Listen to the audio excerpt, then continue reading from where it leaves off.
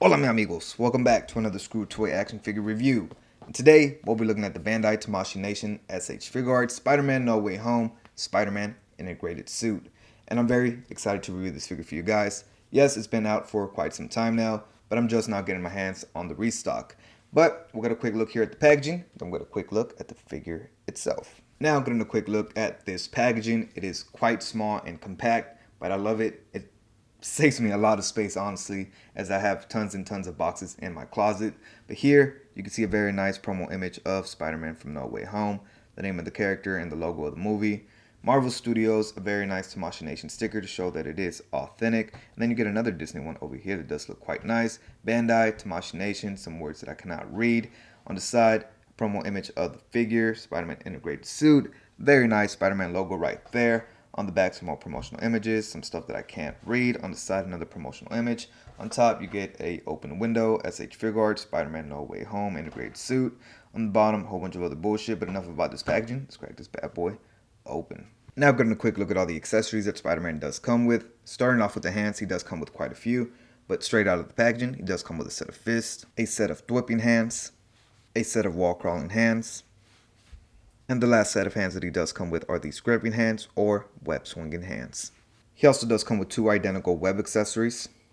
And the last set of accessories is this picking tool to help switch out the eyes, but he does not come with any extra eyes. This is if you buy the black and gold suit, you can interchange those eyes. So this is useless to me.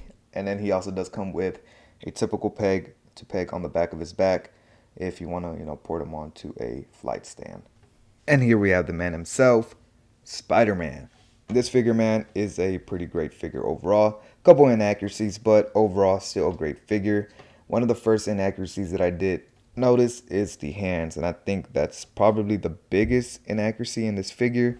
The fingers should be red and the red line should be black, but that's really not a big complaint. Honestly, I don't really mind it. It looks pretty sleek overall. But yeah, getting a quick look at this figure. The head does look quite nice. One of my biggest gripes from SH Figuarts is that the heads are always a little bit unproportionate. They always look a little too small. I feel like Tom Holland's head is a lot bigger and a lot rounder. But yeah, it's still a great sculpt. You can see all those very nice details throughout the whole figure. All that nice texture on the red. The panel lines and the web lines are actually sculpted and painted in. So that does look very nice. If I can get it to focus real quick. There you go. You can see that nice texture, that nice sculpting, and that nice paint. The rest of the body does look quite nice as well. You get all that texturing throughout the whole body. The gold is very vibrant, very punchy. It sticks out quite a bit. It's very unusual to see gold on a Spider-Man suit, so it does look nice. It does work well for this figure and this design. He does have his Iron Spider gauntlets right there with a very nice blue light. And then the rest of the body is fairly similar to what we've come to know from this, costume. It is the integrated suit with, it being the upgraded suit with the Iron Spider suit. You get some of that gold paneling right there on his legs. And yeah, man, pretty solid figure overall. You get the peg right there. That's where you plug in the Tamashii Nation stand if you want to. A couple things, again, that I'm not the biggest fan of, like these butt cheeks and thong looking thing. I wish that SH Figuarts will figure out a better solution for this right there. I'm not a very big fan of that. But overall, still a very great figure.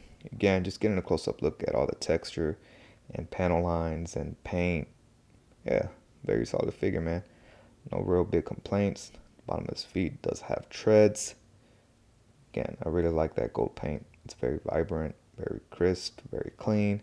No sloppiness or anything. I didn't see any paint chipping or paint bleeding over onto areas that it's not supposed to be. Yeah, very solid figure. Let's get a quick look at articulation, then we'll get some size comparisons. Now, articulation is pretty decent on this figure. He does have a ball joint at the top of his head. They can look up, not the greatest, and he can look down without popping out the head. He can look down that much. He does have head pivoting because he does have a ball joint at the lower neck, so you get some very nice movement out of that. With those two together, he can look up, not much, but it's decent, and he does look a lot further down. He does have butterfly joints. Don't really shift back, but they do shift forward a nice amount, so that is nice. He does have ball joints at the shoulder that move out this much and hit a very nice T-pose. Upper bicep swivel, double jointed elbows that do bend in a great amount. He does have ball joints at the wrist that hinge up and down or side to side depending on how you have that configured, and it does rotate a full 360. Upper diaphragm cut that shifts more to the sides rather than pivot, so you don't get a lot of pivoting out of that. It's more just kind of like shifting. He does crunch forward this much and that much back. He does have a ball joint at the waist, so with those two together, he can bend in a great amount, but then it does get gappy back there and not much back, so I might go in there and give him a little bit more articulation, but we'll have to see. And then we obviously get the infamous SH Figuarts crotch with all those flaps and stuff. So he can kick this much forward, which is a great amount. He can kick a great amount back, which is pretty decent. He does do a decent split. He does have upper thigh cuts, double jointed knees that bend in a great amount, and then he does have great articulation at the ankle, with a ball joint right there.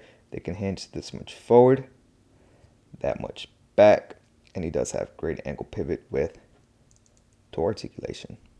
Now getting a quick look at some size comparisons. Here we have the integrated suit Spider-Man next to. Here he is next to the Mafex Iron Spider, the Mafex Ben Reilly in the Mezco Spider-Man 2099, the Sentinel Into the Spider-Verse Miles Morales, the Mafex Endgame Captain America and the Infinity War Black Panther, and last but not least, here he is next to the Mafex Cyclops and the Marvel Legends Unparalleled Captain America. And there you have it, a pretty solid offering by Tamashii Nations and SH Figuarts. This is a pretty solid figure. The articulation, the sculpted detail, and paint is very nice. Some inaccuracies, like I said earlier, but doesn't really bother me.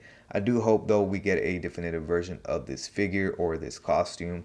Hopefully Mafex does come out with one fairly soon and doesn't wait over 3-4 years for us to get this incarnation of Spider-Man.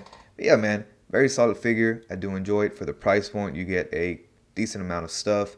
I do recommend picking this figure up if you can find it for retail.